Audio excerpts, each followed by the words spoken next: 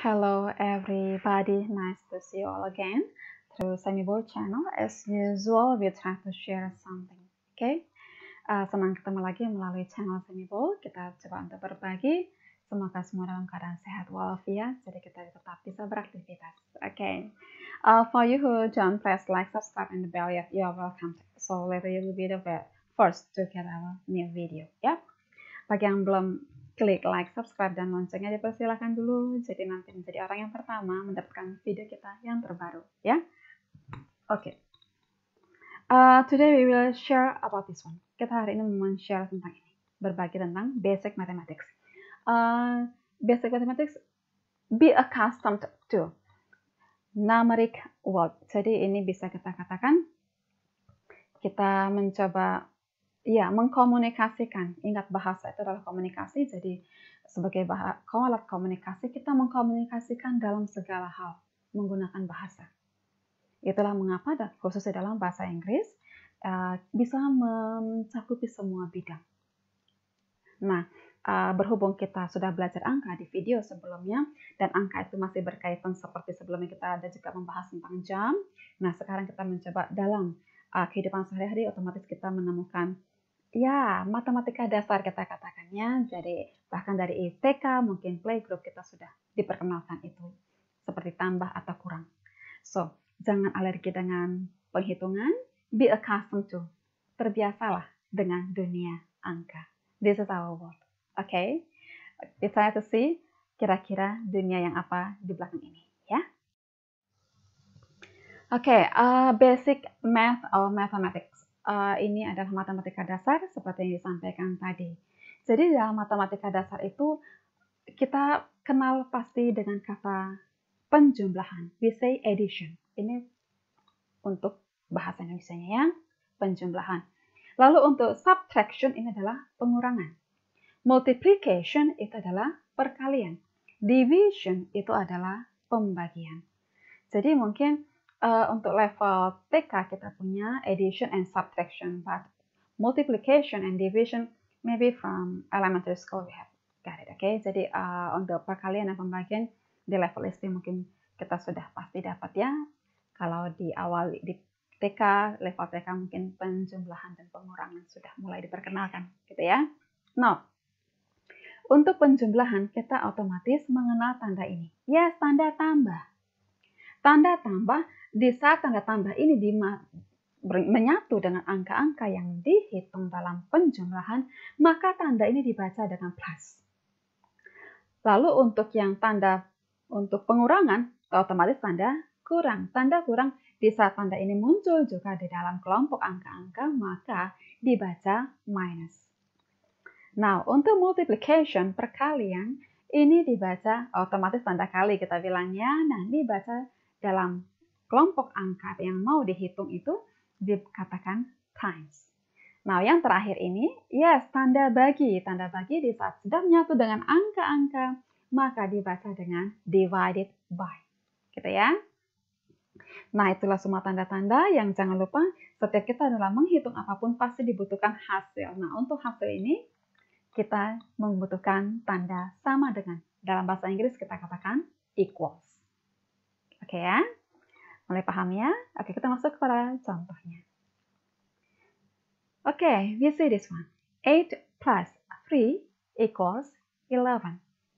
8 plus 3 equals 11. 8 tambah 3 sama dengan 11. Gampang ya? Plus equals. Oke, kita lihat contoh yang lain. 27 minus 12 equals 15. 27 minus 12 equals 15.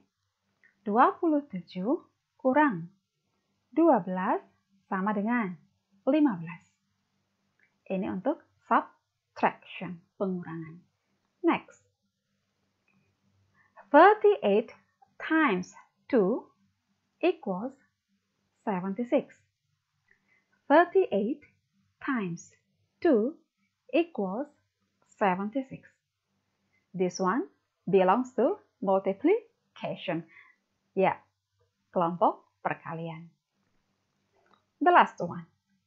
54 divided by 3 equals 18. 54 divided by 3 equals 18. 54 dibagi 3 sama dengan 18. Jelas ya? Paham ya? Oke, kita lihat lagi penjelasan di belakang ini.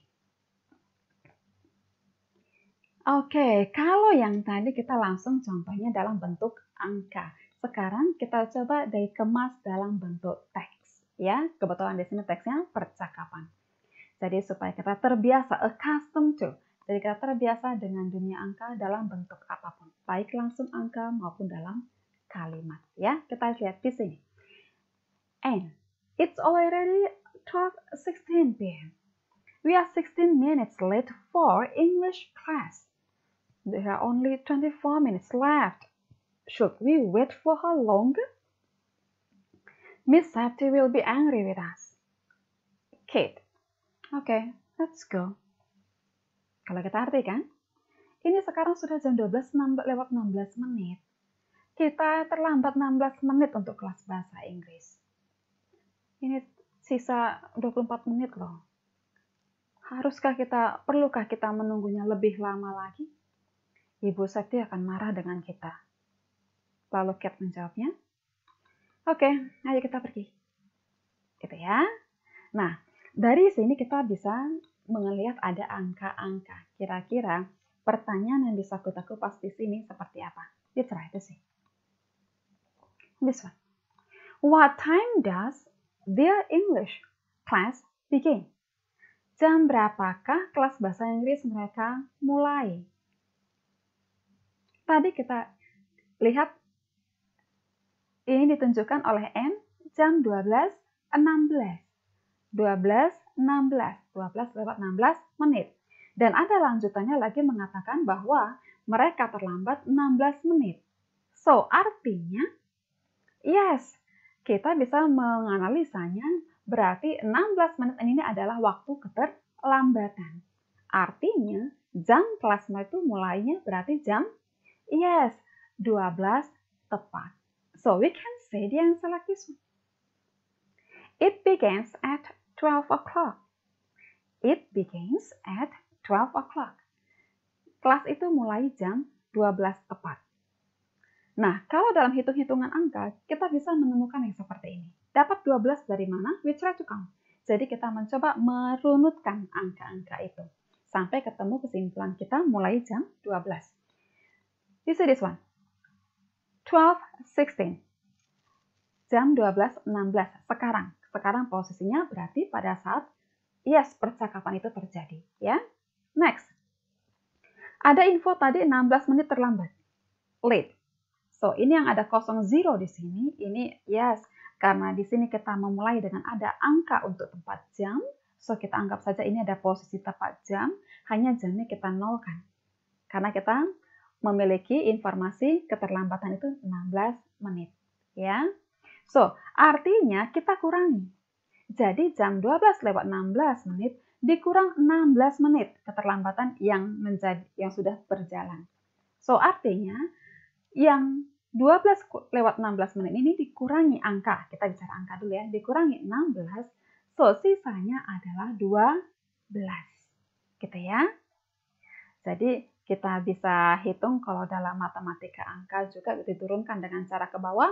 Kita bisa tulis juga begitu. 12.16. Nanti di bawahnya boleh tulis 0.16. Tinggal kita kasih tanda kurangkan ke bawahnya. Maka hasil akan ketemu 12. Gitu ya. Oke, that's good. Kita coba lihat contoh yang lain pelan-pelan ya, biar paham semua. How long do they have the class? Berapa lamakah mereka menjalani atau berlangsungnya kelas mereka, kelas bahasa Inggris itu? Jadi sebenarnya mereka selama berapa lama belajar bahasa Inggris itu? We try to see. Tadi di sini jam 12.16 dengan waktu seperti ini mereka sudah terlambat 16 menit.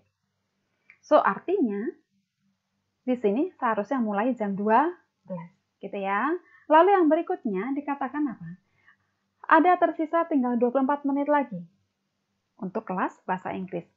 Jadi kalau kita bisa menyimpulkan, ya tinggal menjumlahkan saja. Berarti mulai tadi dari jam 12.00 sebenarnya ya. Jadi ini 16 menit sudah termasuk jam pelajaran. Jadi 16 menit tinggal ditambahkan dengan 24 menit ini. So, artinya berapa lama berlangsung pelajaran bahasa Inggris? Yes, ketemunya 40 menit. Jadi 16 menit yang sudah tersisa, yang terpakai untuk terlambat menunggu temannya, dan 20 menit yang tersisa, otomatis semuanya totalnya ada 40 menit. So we can say like this one. They have it for 40 minutes. Mereka memiliki kelas itu selama 40 menit. How can we know it? Dari mana kita bisa tahu? Dari yang kita jabarkan tadi di sini, kita tunjuk, kita bisa mengurainya di sini. 16 menit, 16 minutes. Ini untuk informasi keterlambatan, late, plus 27 minutes, 24 menit yang tersisa. Yes, hasilnya 40 menit. Jadi ini bisa dihitung dengan cara menyamping seperti ini, atau boleh juga dengan dari atas ke bawah, tinggal kita letakkan 24-nya persis di bawah 16. Tinggal kita hitung dengan cara ke bawah, kasih garisnya dan kasih tanda plusnya. Tulislah hasilnya di garis paling bawah, gitu ya. Oke, ini hanya contoh saja, sebenarnya bisa kita gali lagi, umpama kita bisa mengatakan jam berapakah kelas itu berakhir juga bisa.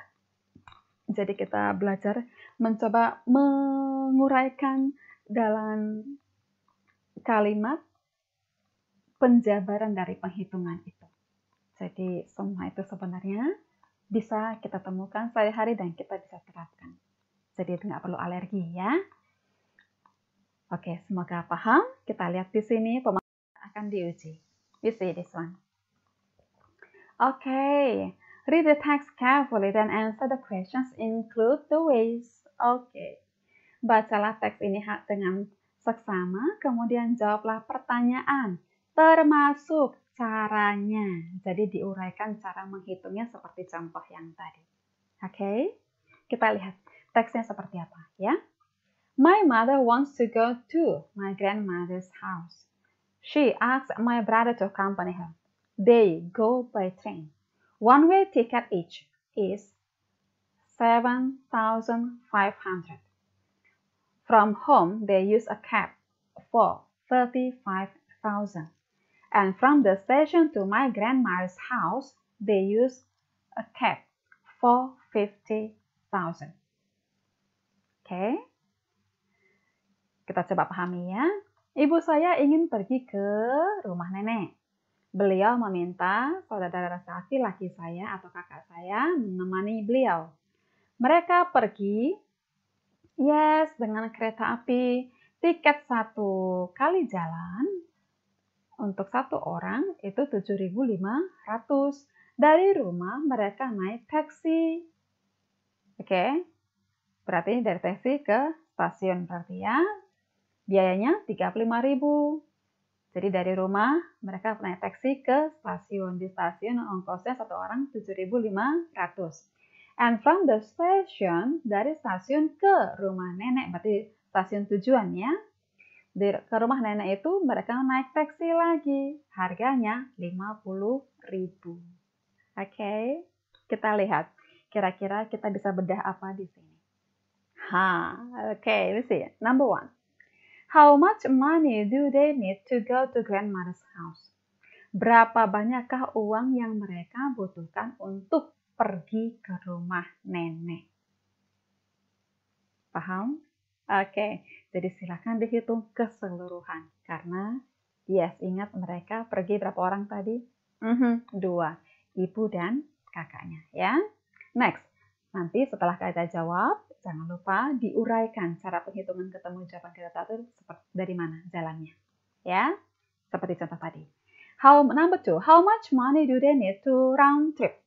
For round trip. Sorry. Berapa banyak uang yang mereka butuhkan untuk PP? Jadi untuk pulang pergi. Paham ya? Oke, silakan. Kalau tadi ini untuk pergi saja, ini untuk pulang pergi nomor 2. Berarti, yes, 2 kali ya. That's good. Nanti jangan lupa dikasih juga caranya dapat dari mana penghitungannya. Ya, setelah jawab dulu, baru dijabarkan sama seperti contoh yang tadi. Next, number 3. How much money saved if my mother went by herself? Berapa banyak uang yang bisa disimpan, dihemat, jika ibu saya pergi sendiri? See? Oke, jadi ini berarti hitungan untuk 1 orang.